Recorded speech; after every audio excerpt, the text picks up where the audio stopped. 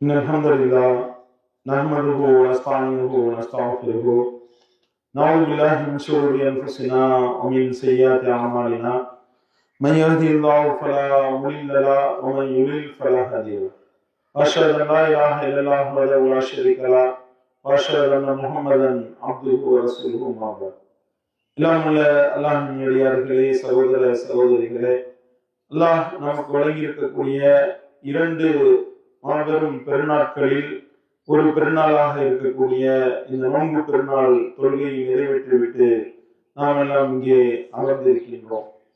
வல்ல இறைவன் நமக்கு நோன்பை கடமையாக்கினான். அதற்கு அல்லாஹ் சொல்லி காட்டக்கூடிய காரணம் லஅல்லக்கும் தத்தகூன், நீங்கள் இதன் மூலம் இறைவனை அஞ்சக்கூடியவர்களாக மாறலாம் என்று அல்லாஹ் சொல்லி காட்டுகின்றார். நோன்பு என்ற இந்த கிரியை, இந்த வணக்க வழிபாட்டை நாம் நிறைவேற்றுவது இறைவனுடைய பய உணர்வை நாம் வளர்த்துக் கொள்ள வேண்டும். இதன் மூலமாக அல்லாஹ்வுடைய பயம் நம்முடைய உள்ளத்தில் அதிகரிக்க வேண்டும் என்பதற்காகத்தான் அல்லாஹ் இந்த நோன்பை நமக்கு விதியாக ஆக்கியிருக்கின்றார். நோன்பு சௌம் என்ற அந்த வார்த்தை சியாம் அப்படின்னு சொல்லப்படுகின்ற இந்த சௌம் என்ற அந்த வார்த்தையினுடைய பொருளை என்ன அப்படின்னா கட்டுப்படுத்தி கொள்வது. நம்முடைய உணவு தேவை இருக்கின்றது, தண்ணீர் தேவை இருக்கின்றது, கடுமையான வெயில் நேரமாக இருக்கின்றது, தண்ணீர் தாகம் இருக்கின்றது, நம்முடைய இச்சைகளை நாம் கட்டுப்படுத்திக் கொள்கின்றோம். உணவு தேவை இருந்தும் தண்ணீர் தேவை இருந்தும் நம்முடைய இச்சைகளை நாம் தனித்துக் கொள்வதற்கு நம்முடைய வாழ்க்கை துணை இருந்த நிலையிலும் கூட பகல் பொழுதில் இதை நாம் தவிர்த்து கொள்ள வேண்டும் என்று அல்லாஹ் நமக்கு கட்டளையிட்ட ஒரே காரணத்திற்காக நாம் என்ன செய்கின்றோம்? இது போன்ற நம்முடைய மனோ இச்சைகளையும் உலக ஆசாபாசங்களையும் நம்முடைய உள்ளம் விரும்பக்கூடிய விஷயத்தையும் நாம அல்லாஹ்வுக்காக நாம அதை விட்டு விடுகின்றோம் பகல் பொழுதுல. இதுதான் இந்த நோன்பினுடைய தாற்பயம். இந்த நோன்பை அல்லாஹ் நமக்கு கடமையாக்கியதனுடைய அர்த்தமே என்ன? அல்லாஹ்வுக்காக இறைவனுடைய கட்டளையை நான் நிறைவேற்ற காத்திருக்கின்றேன். படைத்த இறைவன் என்ன கட்டளை இடுகின்றானோ அந்த கட்டளையை நான் முழுமையாக நிறைவேற்றுவேன். அது என்னுடைய விருப்ப வெறுப்பிற்கு அப்பாற்பட்டதான். என்னுடைய விருப்பமாக ஒரு விஷயம் இருக்கு, அதுக்கு மாற்றமா அல்லாஹ் சொல்லியிருக்கிறான். உணவு எனக்கு தேவை இருக்கின்றது, பசி இருக்கின்றது, எனக்கு தாகம் எடுக்கின்றது, அடிக்கிற வெயில்ல நான் தண்ணீர் குடிக்க விரும்புகின்றேன். ஆனால் அல்லாஹ் எனக்கு கட்டளையிட்டு இருக்கின்றான், பகல் பொழுதுல நீ சாப்பிடாத, இந்த ரமலான் மாதத்துல நோன்பு வைத்தால் நீ உன்னுடைய அந்த இச்சைகளை கட்டுப்படுத்திக் கொள் என்று இறைவன் சொன்ன ஒரே காரணத்திற்காக நாம நம்முடைய அந்த சுய கட்டுப்பாட்டோடு இருக்கின்றோமே, இதற்குத்தான் அல்லாஹ் நமக்கு கடமையாக்கினான். ஆனா நாம இதனுடைய தாற்பயத்தை விளங்குகின்றோமா? சரியான முறையில விளங்கி நம்முடைய இந்த நோன்பை அமைத்திருக்கின்றோமா? ஏன்னா இந்த நோன்புக்கு அல்லாஹ் கொடுக்கக்கூடிய அந்த அருள் வளம் என்பது அல்லாஹ் எந்த அளவிற்கு இந்த நோன்புக்காக நமக்கு அருள் செய்கின்றான். ரையான் என்று தனி ஒரு வாசல் சுவனத்துல, நோன்பாளிகள் மட்டும்தான் அந்த வாசல் வழியாக அழைக்கப்படுவார்கள். அப்படிப்பட்ட ஒரு அற்புதமான ஒரு பரிசை எல்லாம் நமக்கு வழங்குகின்றான். நோன்பு எனக்குரியதற்கு நானே கூலி தருவேன் என்று அல்லாஹ் சொல்வதாக நபிகள் நாயகம் ஸல்லல்லாஹு அலைஹி வஸல்லம் அவர்கள் சொல்லி காட்டுகின்றார்கள் என்றால், அப்ப எந்த அளவிற்கு இந்த நோன்பு என்பது முக்கியத்துவம் பெற்றதாக இருக்கின்றது.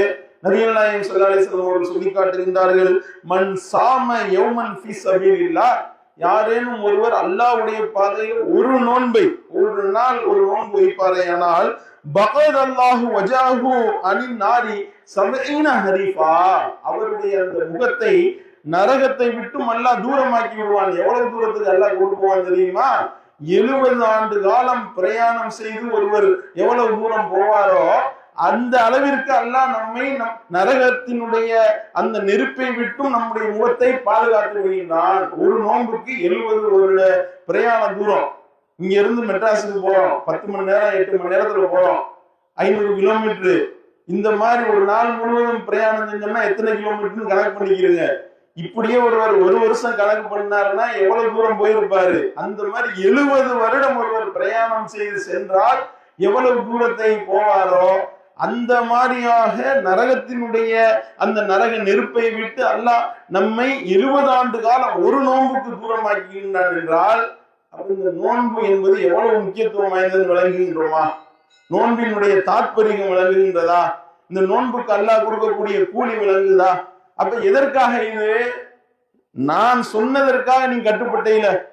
உனக்கு உணவு தேவை இருந்துச்சு, குடிக்க தண்ணீர் தேவை இருந்துச்சு, அனைத்தும் உனக்கு தேவை இருக்கக்கூடிய நிலையிலையும் என்னுடைய இறைவன் எனக்கு கட்டளையிட்டு விட்டான் என்ற அந்த ஒரே காரணத்திற்காக தியாகம் பண்ணி நீ விட்ட பாரு, அதுக்காக உனக்கு நான் இவ்வளவு பெரிய அருட்படைகளை வழங்குகின்றேன் என்று எல்லாம் சொல்லி காட்டுகின்றான் என்றால், இந்த தாற்பயத்தை நாம இந்த ரமலான் மாதத்தோடு விட்டுவிடக் கூடாது. பல பேருடைய நிலைமை எப்படித்தான் இருக்கின்றது. நோன்பு வைக்கின்றார்கள், தொழுகிறாங்க, இபாதத்துகளில் ஈடுபடுறாங்க, திருமறை குர்ஆனோடு தொடர்பு வைக்கின்றார்கள். நிலைமை என்ன? பெருநாள் அன்னைக்கு சுபஹ் தொழுகையை காணலாம். இந்த 5 வக்து தொழுகைக்கு ஆள் இருக்காது, இமாம் மட்டும் நிற்பாரு, கூட ஆள் இருக்க மாட்டாங்க. எங்க போனார்கள்? அப்ப இந்த 1 மாத காலம் அவர்கள் எடுத்த பயிற்சியினுடைய வெளிப்பாடு என்ன?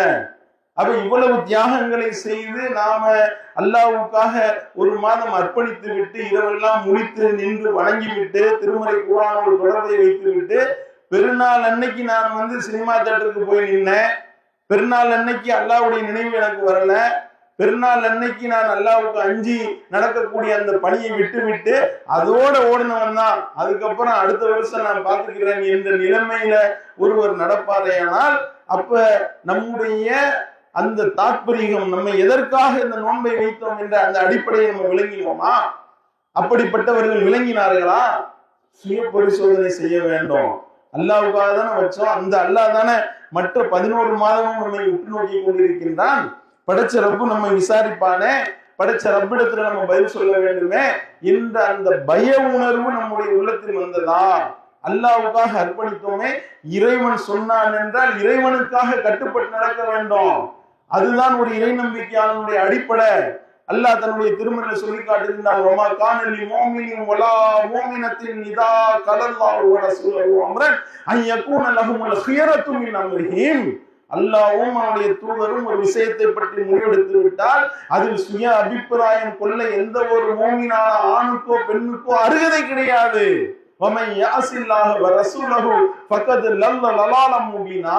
யார் அல்லாஹ்வுக்கும் அவருடைய தூதருக்கும் கட்டுப்படாம அவர்களுக்கு மாறு செய்கின்றார்களோ அவர் தூரமான தெளிவான வழிகேட்டில் விழுந்து விட்டார். அல்லாஹ் எச்சரிக்கின்றானே. அப்ப நாம அல்லாஹ் சொன்ன மாதிரி செய்யணும், அல்லாஹ்வுடைய தூதர் சொன்ன மாதிரி செய்யணும் என்ற அடிப்படையில் நம்முடைய ஒவ்வொரு செயல்பாட்டையும் அமைக்க வேண்டும் என்பதற்காகத்தான் இந்த நோன்பு கடமையாக்கப்பட்டது. எதற்காக? சும்மா சாப்பாடு பட்டினி கிடந்தோம்னா அல்லாஹ்வுடைய கஜனா எதுவும் நிறைய போகின்றதா? அதுக்காக இல்ல. நாம பட்டினி கிடைக்கிறதுனால அல்லாஹ்வுக்கு ஏதாவது நன்மை வர போகுதா? எந்த நன்மையும் கிடையாது. அல்லாஹ்வுடைய கண்ணியம் ஏதாவது கூட போகின்றதா? ஒண்ணும் கிடையாது. உலகத்துல உள்ள எல்லாரும் சேர்ந்து அவனை வணங்கணும்னு முடிவெடுத்தா கூட அவனுடைய இஸ்ஸத்துல இருந்து ஒரு துளி அளவு கூட போறதும் கிடையாது. உலகமே சேர்ந்து இறைவனை மறுத்தாலும் கூட அவனுடைய இஸ்ஸத்திலிருந்து ஒரு துளி அளவு குறைய போறதும் கிடையாது. அல்லாஹ்வுடைய தூதர்கள் சொல்லிவிட்டார்கள். அப்ப எதற்காக நம்ம பட்டினி கிடக்கிறோம்? நம்முடைய செயல்பாடு நம்ம சரி செய்ய வேண்டும். நம்முடைய ஒவ்வொரு செயல்பாடும் அல்லாஹ் காட்டுன மாதிரி நடக்கணும், அல்லாஹ்வுடைய தூதர் காட்டுன மாதிரி நடக்கணும். அதற்காகத்தான் அல்லாஹ் இந்த நோன்பை கடமையாக்கி இருக்கின்றான். இந்த நோன்பு பட்டினி கிடந்துட்டு நான் அல்லாஹ்வுடைய தூதர் சென்ற காட்டி தந்த வழிமுறைக்கு எதிராக நான் நடக்கிறேன்னா நோன்பு வச்சு பிரயோஜனம் இல்லை. படைச்ச இறைவனுடைய கட்டளைக்கு நான் மற்ற நாட்கள்ல மாறு செய்யறேன்னா நான் நோன்பு வைத்தனுடைய தாற்பயத்தை நான் விளங்கல. அல்லாஹ்வுடைய தூதர் அவர்களுக்கு கட்டுப்பட வேண்டியதுடைய முக்கியத்துவத்தை அல்லாஹ் தெளிவுபடுத்துகின்றான்.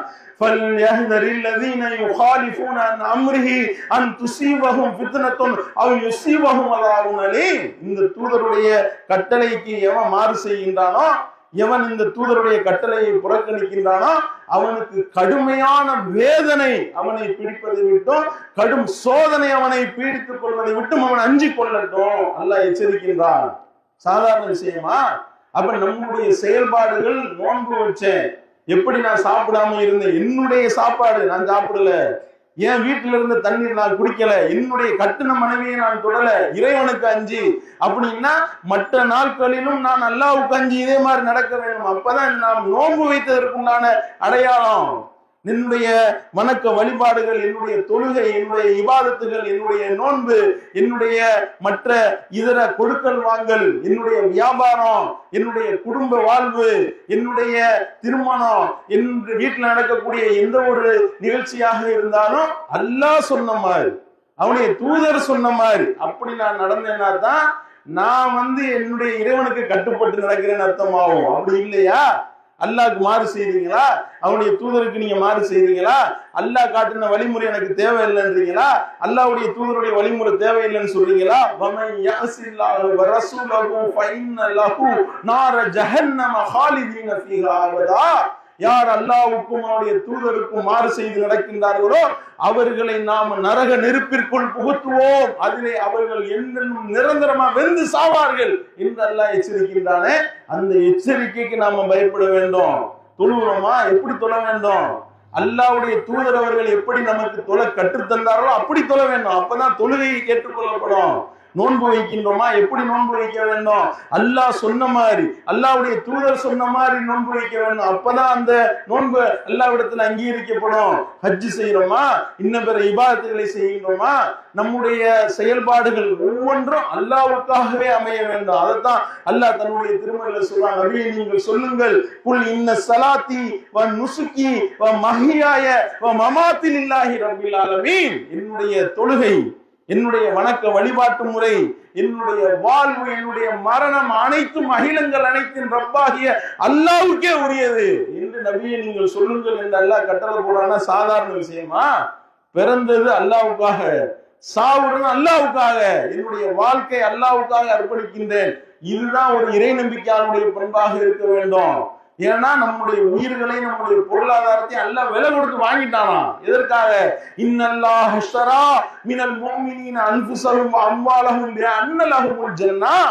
உங்களுடைய உயிர்களையும் உங்களுடைய பொருளாதாரத்தையும் நான் விலைக்கு வாங்கிவிட்டேன். எந்த அடிப்படையில? உங்க உசுரையும் உங்களுடைய பொருளாதாரத்தை எனக்கு நீங்க கொடுத்தீங்கன்னா உங்களுக்கு சொர்க்கத்தை நான் தருகின்றேன் என்று அல்லாஹ் விலை பேசி வாங்கிட்டானா நம்மள்கிட்ட. நாம உண்மையிலேயே அல்லாஹ்வை அஞ்சி நடக்கக்கூடியவர்களாக, இறை நம்பிக்கையாளர்களாக, மறுமையை நம்பியவர்களாக, சொர்க்கத்தை எதிர்பார்த்தவர்களாக நம்ம இருப்போமே. ஆனால் நம்மளுடைய உயிரும் பொருளாதாரமும் படைச்ச ரப்புக்கு வித்துட்டோம், விலை பேசிட்டோம். இது நம்முடைய காசு கிடையாது, உசுறு நம்மளுடைய உசுறு கிடையாது, படைச்ச ரப்புடையது. அவனுக்காக நம்முடைய வாழ்வையும் நம்முடைய பொருளாதாரத்தையும் நம்முடைய உயிரையும் நாம் அர்ப்பணிக்க தயாராக இருந்தால் மட்டும்தான் நாம நோன்பு வச்சதுக்கு அர்த்தம் கிடைக்கும். நாம அல்லாஹ்வுக்கு கட்டுப்பட்டு நடப்போம் என்று சொல்வதற்கு உண்டான அர்த்தம் கிடைக்கும். ஃபஸ்தப்ஷிரு பிபைக்கும் அல்லதி பாயஅதும் பி. படைத்த இறைவனிடத்தில் நீங்க செஞ்ச இந்த வியாபார ஒப்பந்தம் இருக்கின்றது, இந்த வியாபார ஒப்பந்தம் குறித்து நீங்கள் சந்தோஷப்படுங்கள். எவ்வளவு பெரிய ஒரு வார்த்தை, யோசனை பண்ணி பாரு. படைச்ச இறைவன்கிட்ட டீலிங் பண்ணிருக்கோமா? இறைவா, என் உசுரையும் என்னுடைய பொருளாதாரத்தையும் உனக்காக நான் அர்ப்பணிக்கின்றேன், எனக்கு சொர்க்கத்தை கொடு. இந்த அடிப்படையில வாழக்கூடிய ஒருவர் எந்த ஒரு நிலையிலையும் படைச்ச ரப்பு சொன்னதைத்தான் அவர் எடுப்பார், அல்லாஹ்வுடைய தூதர் சொன்னதைத்தான் எடுப்பார். படைச்ச இறைவன் கிட்ட கட்டளைக்கு மாறு செய்ய மாட்டார், இறை தூதருடைய வழிமுறைக்கு எதிராக போக மாட்டார். பார்க்குவோம், இன்னைக்கு பெருநாளுடைய தினம் என்ன நடந்திருக்கின்றது? ஒரு மாசம் நோன்பு வைத்தார்கள். நிலைமறை என்ன? பிறை பார்த்ததற்கு உண்டான சாட்சிகள் அல்லாஹ்வை முன்னிறுத்தி, அல்லாஹ் மீது ஆணையாக நாங்கள் இந்த நேரத்தில் பிறை பார்த்தோம் என்று சொல்லி சாட்சியம் சொல்கின்றார்கள், ஏற்றுக்கொள்ள மறுக்கின்றார்கள். காரணம் என்ன? மனோ இச்சை. டவுன்காஜி சொல்லிட்டாருன்னா நாங்கள் நோன்பை விடுவோம், டவுன்காஜி சொன்னால் நோன்பை வைப்போம், அவ்வளவுதான். அல்லாஹ்வுக்கு கட்டுப்படுங்க, அவருடைய தூதருக்கு கட்டுப்படுங்கன்னா அஜர்த்துமார்களுக்கும் டவுன்காஜிகளுக்கும் கட்டுப்படக்கூடியவர்களாக இருக்கக்கூடியவர்கள் இறை நம்பிக்கையாளர்களாக இருக்க முடியுமா? யோசனை பண்ணி பாருங்க. பிறை பார்த்த தகவலை ஆதாரபூர்வமாக சிறு பள்ளிவாசலுடைய அந்த முத்தவள்ளி பார்க்கிறாரு, இன்னொரு நபர் பார்க்கிறாரு. பார்த்துட்டு அல்லாஹ்வை சாட்சியாக்கி சான்று போகின்றார். ஆளுகளை கூப்பிட்டு கேட்கிறோம், சொல்றாங்க, ஏன் லேட்டா சொன்னாரு? இதெல்லாம் நான் ஏத்துக்கிற மாட்டேன். என்ன அடிப்படையில? ஒரு தூரம் பெற பார்த்துட்டு ஒட்டகத்துல வர்றாரு, ஒரு மணி நேரம் லேட் ஆயிருச்சு. ஏன் ஒரு குதிரையில வந்திருந்தா என்ன, இவன் லேட்டா வந்தான், அதுக்காக ஏத்துக்கிற மாட்டேன்னு சொல்லுவீர்களா? இது சரியான பேச்சா? படைச்ச இறைவனுடைய தூதர் என்ன சொன்னார்கள்? ரசூல் ஸல்லல்லாஹு அலைஹி வஸல்லம் பிறை தேடுறாங்க, தெரியல. நாம அடுத்த நாள் நோன்பு வைப்போம் வச்சுட்டாங்க. செய்தி வருகின்றது. அடுத்த நாள் காலையில யார சூழலாம் நேத்து நாங்கள் பிறை பார்த்தோம், அப்பனா நோன்பு விடுங்க சொன்னார்களா இல்லையா? ஏனப்பா நீங்க வெள்ளனே வரல, எவனா ஒட்டகத்துல வந்தாலும் குதிரையை ஓட்டிட்டு வந்திருக்க வேண்டியதுதான், நைட்டோட நைட்டா வந்து எழுப்பி சொல்லியிருக்க மாட்டியா என்று கேள்வி கேட்டார்களா? அல்லாவை சாட்சியாக்கி அந்த முஸ்லிம்கள் சொன்ன அந்த சான்றை அல்லாவுடைய தூதர்கள் ஏற்றுக்கொண்டார்கள். முடிஞ்சு போச்சு. அது என்ன உங்க கண்ணுக்கு மட்டும்தான் தெரியுது, தௌஹீத் ஜமாத்துக்காரன் கண்ணுக்கு மட்டும்தான் தெரியுது கேள்வி. இது தௌஹீத் ஜமாத்துக்காரங்களும் கிடையாது. பார்த்தவங்க இதுக்கு முன்னாடி ராயப்பேட்டையில டவுன் ஹாஜி இருக்கக்கூடிய பகுதியிலேயே சுன்னத்துல் ஜமாத்தினர் பார்த்தார்களே, அதை ஏற்றுக்கொண்டாரா? அதை நம்ம ஏற்றுக்கொண்டு நம்ம நோன்பு அறிவிக்கின்றோம், பெருநாளை அறிவிக்கின்றோம். இவர்கள் அறிவிக்க மாட்டேன்றாங்க. மாலேகான்ல பிற பார்த்தா ஏத்துக்கிறாரு, பக்கத்து தெருல பிற பார்த்தா ஏத்துக்க மாட்டாரு, குல்வார்கால பிற பார்த்தா ஏத்துக்கிறாரு, தாம்பரத்தில் பிற பார்த்தா ஏத்துக்கிற மாட்டாரு. இது மனோ இச்சையா இல்லையா? இப்படி மனோ இச்சையை பின்பற்றுபவனுக்குரிய உதாரணம் என்ன தெரியுமா? மசலுஹு கமசலில் கல் இன் தஹ்மில் அலைஹி யல்ஹஸ் அவ் தத்ருகு யல்ஹஸ். இப்படி மனோ இச்சையை அவன் பின்பற்றுகின்றான், அவனுடைய உதாரணம் ஒரு நாயை போல. நீ தாக்கினாலும் தாக்காமல் விட்டாலும் அந்த நாய் நாக்கை தொங்க போட்டுக் கொள்ளும் என்று அல்லாஹ் சொல்லி காட்டுகின்றானே. இப்படி மனோ இச்சையை பின்பற்றக்கூடியவர்களை நம்பி அவர்களுடைய பின்னாடி போய் இபாதத்தை பாழாக்கக்கூடியவர்கள் சிந்தித்து பார்க்க வேண்டும். அரஐத மனித்தஹத இலாஹு ஹவா அஃப அன்த தகூனு அலைஹி வக்கீலா. தன்னுடைய மனோ இச்சையை கடவுளாக ஆக்கி கொண்டானே அவனை நபியை நீர் பார்க்கலையா? அவனுக்கு எப்படி நீ பொறுப்பாளராக ஆக முடியும்? அல்லாஹ் கேள்வி எழுப்புகின்றான். மனோ இச்சை சொல்றதுலாம் மார்க்கம். ஏன் நான் விரும்பினா குல்பர்கா, நான் விரும்பினா மாலேகான், நான் விரும்பினா தமிழ்நாடு கேன்சல், நான் விரும்பினா கன்னியாகுமரி கேன்சல் என்று ஒருவர் சொல்லுவாரு. அவர் சொல்லக்கூடியதை கேட்டு இபாதத்துகளை வீணடிக்கக்கூடியவர்கள் அல்லாஹ்வை அஞ்ச வேண்டும். அப்ப நீங்க நோன்பு வைத்ததனுடைய தாற்பயம் தான் என்ன? அல்லாஹ்க்கு கட்டுப்பட வேண்டும், அவனுடைய தூதருக்கு கட்டுப்பட வேண்டும் என்று உங்களை கட்டுப்படுத்திக் கொள்வதற்கு தான் இந்த நோன்பை அல்லாஹ் கடமையாக்கினான். நான் கட்டுப்பட மாட்டேன், அல்லாஹ் சொன்ன மாதிரி கட்டுப்பட மாட்டேன், அல்லாஹ்வுடைய தூதர் சொன்ன மாதிரி கேட்க மாட்டேன், எங்க டவுன் காஜி சொன்னதான் கேட்பேன்னா அப்ப டவுன் காஜியை கடவுளாக ஆக்கி விட்டீர்களா? இத்தஹது அஹ்பாரஹும் வருபானஹும் அர்பாபம் மின் தூனில்லாஹ். அவர்கள் தங்களுடைய அந்த பாதிரிமார்களையும் தங்களுடைய துறவிமார்களையும் கடவுளாகவே ஆக்கி விட்டார்கள், அல்லாஹ்வை விட்டு விட்டார்கள். அல்லாஹ்வை வணங்குவதை விட்டுவிட்டு தங்களுடைய பாதிரிமார்களையும் தங்களுடைய துறவிகளையும் கடவுளாக ஆக்கி விட்டார்களே என்று அல்லாஹ் சொல்லி காட்டுகின்றானே. அவர்களை மாதிரி நீங்க நடக்கிறீங்களா இல்லையா? என்ன செய்கின்றார்கள்? அந்த பாதிரிமார்களும் துறவிகளும் எது ஹலால்னு சொன்னார்கள் அது ஹலால், எது ஹராம்னு சொன்னார்கள் அது ஹராம். முடிஞ்சு போச்சு. அல்லாஹ் சொன்னது தேவையில்லை, அல்லாஹ்வுடைய தூதர் சொன்னது தேவையில்லை என்று அந்த இதற்கு முந்தைய சமுதாயம் நடந்துச்சுன்னு அல்லாஹ் சொல்றானே. இதே மாதிரி அல்லாஹ்வை விடுத்து விட்டு தங்களுடைய அஜர்த்துமார்களையும் டவுன்காஜிகளையும் கடவுளாக ஆக்கி விட்டார்களே பாவிகள், படுபாவிகள். அல்லாஹ் எவ்வளவு பெரிய ஒரு சாபத்தை அவர்கள் மீது இறக்குவான் சிந்திக்க வேண்டாம். அப்ப நாம நோன்பு வைப்பதனுடைய தாற்பயத்தை விளங்கினார்களா? அல்லாஹ்க்கு அஞ்சினார்களா? சிந்தித்து பார்க்க வேண்டும். அப்ப நாம இந்த நோன்பின் மூலமாக பெற வேண்டிய படிப்பினை என்பது அல்லாஹ்வும் அவனுடைய தூதரும் எதை சொன்னாலும் நான் கட்டுப்படுவேன். என்னுடைய விருப்பு வெறுப்பு முக்கியம் கிடையாது. எனக்கு பிடிக்கும், எனக்கு நல்லா ஜாலியா எல்லாரும் சேர்ந்து ஒன்னா கொண்டாடுற மாதிரி நம்ம நினைப்போம். ஆனா பிற பார்த்த தகவல் வந்தா கொண்டாடித்தானே ஆகணும். பிறை தெரிந்து விட்டதே அதை எப்படி மறுப்பீங்க என்று சொல்லி வரும்பொழுது நம்முடைய ஆசாபாசங்களை விட்டு அல்லாஹ்வுக்காக முடிவெடுக்கின்றோமே, அதுதான் ஈமான், அதுதான் இஸ்லாம். இதை இந்த ஒரு அடிப்படையை விளங்கினார்களா? கிடையாது. அப்ப நாம் என்ன செய்ய வேண்டும்?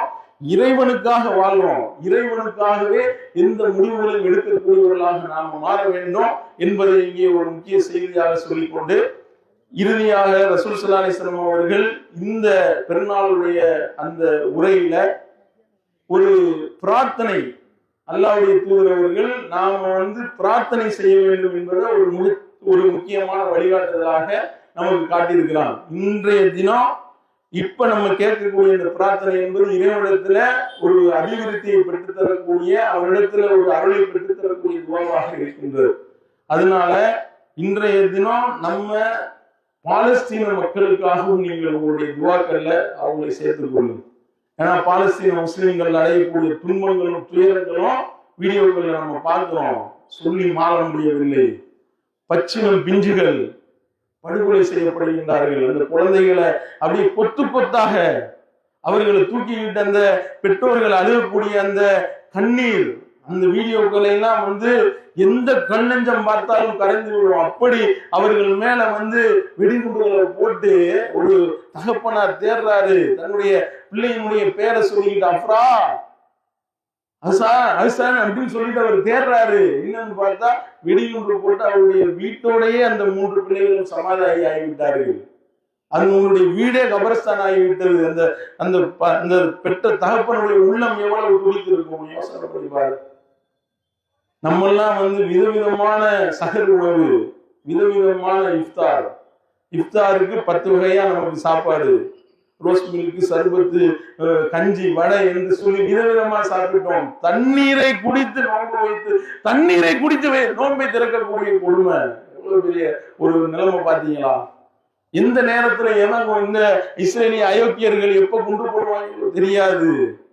வெடி குண்டு சத்தங்களுக்கு மத்தியிலையும் துப்பாக்கி சத்தங்களுக்கு மத்தியிலையும் அவர்கள் தங்களுடைய நோன்பை வைத்துக் கொண்டு இன்றைக்கு பெருநாளில் நின்று கொண்டிருக்கின்றார்கள் என்றால் அந்த மக்களுடைய அந்த ஈமானிய உறுதிக்காகவும் இறைவா அந்த பாலஸ்தீன மக்களுக்கு நீ அருள்பொழி நம்ம கையேந்துவோம், இவர்களை அநியாயமாக அழித்தொழிக்கக்கூடிய அந்த இஸ்ரேலிய பயங்கரவாதிகளை இறைவா நீ அழிச்சு நாசமாக்கு என்று பிரார்த்தனை செய்வோம். ஏன்னா அவர்களுடைய அந்த ஈமானிய உறுதியை பார்க்கின்றோம், வீசிருக்கின்றது.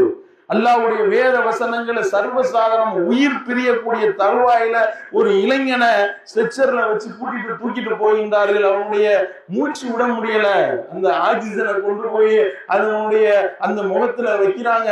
அவன் ஏதோ முழங்குகின்றான், என்ன முழங்குகின்றான் என்று சொல்லி அந்த வீடியோவினுடைய சப்தத்தை அதிகரித்து வைத்து பார்த்தா தவஃபனி முஸ்லிமா அல்ஹிக்னி பிஸ்ஸாலிஹீன், இறைவா என்னை முஸ்லிமாக மரணிக்க வைத்து விடு, இறைவா என்னை நல்லோர்களோடு சேர்த்து விடு. யாரு கேட்ட துஆ? யூசுப் அலைஹிஸ்ஸலாம் அவர்கள் கேட்ட அந்த பிரார்த்தனைய உயிர் போகக்கூடிய தருவாயில ஒரு இளைஞன் சொல்லினான் என்றால் இப்படி ஒரு பிரார்த்தனை இருப்பதே நம்மள பல பேருக்கு தெரியாது. இப்படியாம துஆ இருக்கின்றது என்று உயிர் போகக்கூடிய தருவாயில ஒருத்தன் சொல்றான்னா எவ்வளவு பெரிய ஒரு உறுதிப்பாடு. அவர்களுடைய வாயிலிருந்து வரக்கூடிய வார்த்தை எல்லாம் 2 தான். ஹஸ்புனல்லாஹ் வ நிஅமல் வக்கீல், ஹஸ்புனல்லாஹ் வ நிஅமல் வக்கீல், என்னுடைய இறைவன் எனக்கு போதுமானவன், அவன்தான் எங்களுடைய சிறந்த பாதம். நீ குண்டு போட்டு கொல்றதுனா கொல்லுங்கடா, பிரச்சனை இல்ல, எங்களுடைய இறைவன் எங்களுக்கு இருக்கிறான், அவன் எங்களை பாதுகாப்பான். நாங்க செத்தோம்னா எங்களுக்கு சொர்க்கம். ஒரு தாய் அழுகின்றாள், அவனுடைய அந்த தாயினுடைய மகன் இப்ராஹிம் கொல்லப்படுகின்றான், சுட்டு கொலை செய்கின்றார்கள். அந்த இப்ராஹிமுடைய மையத்தை வைத்துக் கொண்டு அந்த தாய் பேசுகின்றால், என்னுடைய ஒரு பிள்ளை இப்ராஹிம் போயிட்டான், என்னுடைய இத்தனை பிள்ளைகள் இருக்கின்றீர்கள், எல்லாமே எனக்கு இப்ராஹிம் தான். இவன் நான் இழந்தேன்னா நான் இழந்திருக்கின்றனா? இல்ல, என்னுடைய ரப்புட்ட நான் ஒப்படைச்சிட்டேன். என்னுடைய பிள்ளைய என்னுடைய ரப்பு நீ எடுத்துட்ட, நான் உன்கிட்ட ஒப்படைச்சிட்டேன். ஹசுன உலாயிக ரஃபீகா, இறைவா நல்ல தோழர்களோட என் பிள்ளையை சேர்த்து வை. எப்படிப்பட்ட ஒரு வார்த்தை! ஒரு தாயினுடைய வாயிலிருந்து வார்த்தை வருகின்றது என்றால் திருமறை குர்ஆனோடு தொடர்பு, ஈமானிய உறுதி, இதெல்லாம் பார்த்து நம்ம பாடம் படிக்க வேண்டும். அவர்களுக்காக நம்ம பிரார்த்தனை செய்வோம். நமக்கு அல்லாஹ் இப்படிப்பட்ட ஒரு நல்ல நிலையை கொடுத்ததற்கு அல்லாஹ்வுக்கு நம்ம நன்றி செலுத்துவோம். இந்த தினத்துல வலிதுகப்பிருல்லாஹ் அலா மா ஹதாக்கும், உங்களுக்கு அல்லாஹ் நேரிய வழி காட்டுவதற்காக அவனுக்கு நீங்கள் நன்றி செலுத்துங்கள் என்று அல்லாஹ் சொல்லி காட்டுகின்றானே. இந்த பிரார்த்தனையையும் இன்றைய தினம் நம்ம அதிகமா கேட்போம். இறுதியாக ஒரே ஒரு செய்தி, ரசூல் ஸல்லல்லாஹு அலைஹி வஸல்லம் அவர்கள் இந்த குதுபாவுடைய உரையில், இந்த உரையில ரசூல் ஸல்லல்லாஹு அலைஹி வஸல்லம் அவர்கள் பெருநாளுடைய உரையில தர்மத்தை வலியுறுத்தி அல்லாஹ்வுடைய தூதர்கள் பேசியிருக்கின்றார்கள். அந்த அடிப்படையில அல்லாஹ்வுடைய பாதையில பொருளாதாரத்தை அள்ளி கொடுங்க, எவ்வளவு முடியுமோ கொடுங்க. அதிகம் ஒரு பேரிச்சம்பளத்தினுடைய சிறு துண்டை நீங்கள் தர்மம் செய்தாவது நரக நெருப்பில் இருந்து உங்களை தற்காத்துக் கொள்ளுங்கள் என்று அல்லாஹ்வுடைய தூதர்கள் சொன்னார்கள். அந்த அடிப்படையில பொருளாதாரத்தை அல்லாஹ்வுடைய பாதையில் நம்ம செலவிட வேண்டும். அதற்காக நாம் இன்றைய தினம் நம்முடைய பள்ளிவாசல், கரிம்சா பள்ளிவாசல் என்ற நம்முடைய இந்த கிளை, முனிச்சாலை கரிம்சா KPM கிளை சார்பாக ஒரு மஸ்ஜித், ஒரு பள்ளிவாசல் நிர்மாணம் செய்திருக்கின்றோம்.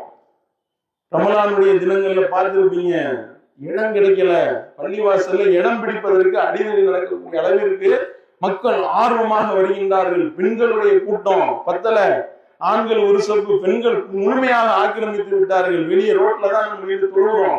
இதுதான் நிலைமை. இந்த பள்ளிவாசலை கட்டி எழுப்ப வேண்டும். இதற்கு இன்னும் 48 லட்சம் ரூபாய் தேவைப்படுகின்றது. அல்லாஹ்வுடைய அருளை கொண்டு நம்முடைய நிர்வாகிகள் முழு முயற்சியாக எப்படியாவது இந்த பள்ளிவாசலை எழுப்பிவிட வேண்டும் என்பதுல முழுமையாக அர்ப்பணித்து பல பணிகளை செய்து வருகின்றார்கள். அல்லாஹ்வுடைய அருளால இன்னும் 48 லட்சம் ரூபாய் இன்னும் தேவைப்படுகின்றது. ஒரு நபர் தொழுவதற்கு உண்டான இடம் என்பது 39,000 ரூபாய் தேவைப்படும். ஒரு நபர் தொழுவதற்கு உண்டான ஒரு இடம் ஸ்பான்சர் 39,000 ரூபாய் தேவைப்படுது. நாம பள்ளிவாசலுக்காக நாம கொடுக்கக்கூடிய பொருளாதாரம் என்பது சதக்கத்துல் ஜாரியா. ரசூலுல்லாஹி ஸல்லல்லாஹு அலைஹி வஸல்லம் சொல்லிவிட்டார்கள், யார் ஒருவர் அல்லாஹ்வுடைய ஆலயத்திற்காக ஒரு புறாவினுடைய கூடு அளவு, புறா கூடு எவ்வளவு இருக்கும், ஒரு புறா ஒரு சின்ன ஓட்டைக்குள்ள போய் உட்கார்ந்து, இந்த புறாவினுடைய கூடு அளவிற்கு உண்டான பொருளாதாரத்தை ஒருவர் பள்ளிக்காக செலவிடுகின்றாரா, அவருக்காக அல்லாஹ் சொர்க்கத்தில் ஒரு வீட்டை எழுப்புகின்றான். நபிகள் நாயகம் ஸல்லல்லாஹு அலைஹி வஸல்லம் அவர்கள் சொல்லி காட்டுகின்றார்கள்.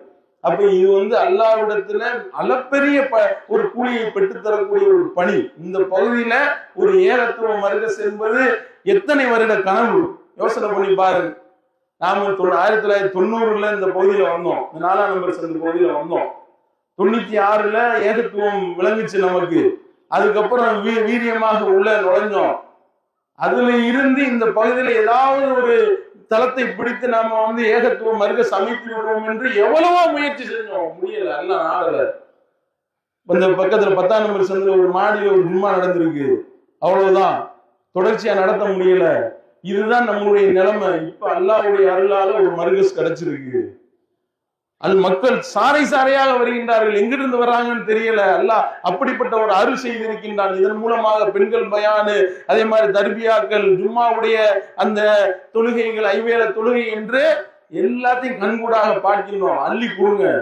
ஒரு நபர் ஒரு தொழுகையாளி அந்த தொழுகக்கூடிய இடத்திற்கு பொறுப்பேற்றுக் கொள்வாரேயானால் அவர் தொழக்கூடிய இடத்துல தொழுகிற நேரம் எல்லாம் நன்மை நமக்கு வரும். அல்லாஹ் மிகப்பெரிய அருள் செய்கின்றான். அப்ப இந்த பொருளாதாரத்தை, உங்களுடைய பொருளாதாரத்தை இந்த பள்ளி வகைக்கு இதை நம்ம கட்டி எழுப்புவோமையானால் மிகப்பெரிய நன்மையாக இந்த பகுதியில ஏகத்துவம் சென்றடைவதற்கு மிகப்பெரிய ஒரு அருளாக அல்லாஹ் இதை ஆக்கி தருவான். அந்த அடிப்படையில் அள்ளி போடுங்க. அகீமுஸ்ஸலா வ ஆத்துஸ் ஸகா வ அக்ரில்லாஹ கர்தன் ஹஸனா வ மா துகத்திமு லி அன்ஃபுசிக்கும் மின் கைரின் தஜிதுஹு இன்தல்லாஹ் ஹுவ கைரன் வ அஅலம அஜ்ரா. அல்லாஹ் சொல்லி காட்டுகின்றான், நீங்க தொழுகை நிலைநிறுத்துங்க, ஜக்காத்தையும் கொடுங்க, அல்லாஹ்வுக்கு அழகிய முறையில கடன் கொடுங்க. நீங்க எதை உங்களுக்காக முற்படுத்தி வைக்கின்றீர்களோ அதற்குரிய முழு பலனையும் நீங்கள் பெற்றுக் கொள்வீர்கள். இதுதான் சிறந்ததும் கூலியில் மகத்தானதுமாக இருக்கின்றது என்று அல்லாஹ் சொல்லி காட்டுகின்றான். நம்முடைய இந்த மூச்சாலை கிளை பள்ளிவாசல் மர்கஸுக்காக உங்களுடைய பொருளாதாரத்தை அதிகமா அள்ளி கொடுங்க. உங்களுக்கு தெரிந்தவரிடத்துல வாங்கி கொடுங்க.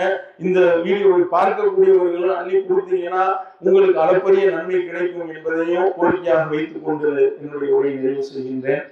இந்த திடலிருந்து கிளம்புறதுக்கு முன்னாடி நம்ம அல்லாஹ்விடத்தில் பிரார்த்தனை செய்துவிட்டு நாம கிளம்ப வேண்டும் என்பது அறிவுரையினால பிரார்த்தனை செய்துவிட்டு கலையுங்கள் என்று சொல்லி செய்கிறேன். வாய்ப்பு. அஸ்ஸலாமு அலைக்கும் வரஹ்மத்துல்லாஹி வபரகாத்துஹு.